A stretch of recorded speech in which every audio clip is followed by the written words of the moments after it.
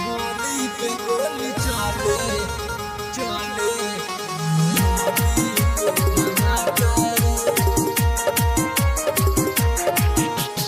DJ Ram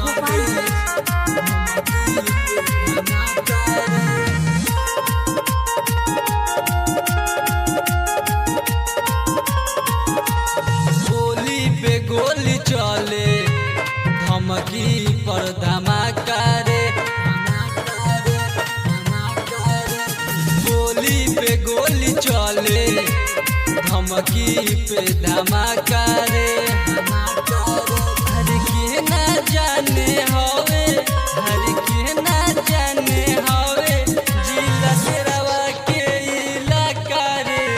गोली अरे गोली पे गोली चले धमकी पे धमाका रे गोली पे गोली चले धमकी पे धमाका रे गोली पे गोली चले चले धमकी पे धमाका रे ई हवा के लइका बड़ी भोले रंगदार हो बाते बाते पे गोली दिले हो मार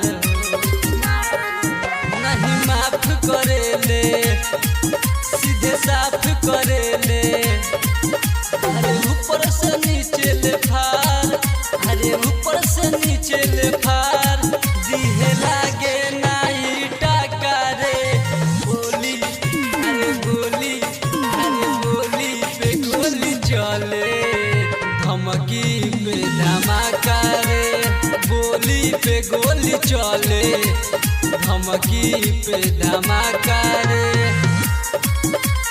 गोली पे गोली चले चले धमकी पे धमाका रे कायर न बुझिए बाबू होले सब फायर रे दीने डहार रोड पे जाम कर टायर रे खाली करे रंगदारी करे सब कप भारी सुनमुना हो अजय रमेश सुनमुना हो अजय रमेश कहे बतिया सारा पाका रे गोली पे गोली चले धमकी पे धमाका रे गोली पे गोली चले धमकी पे धमाका रे।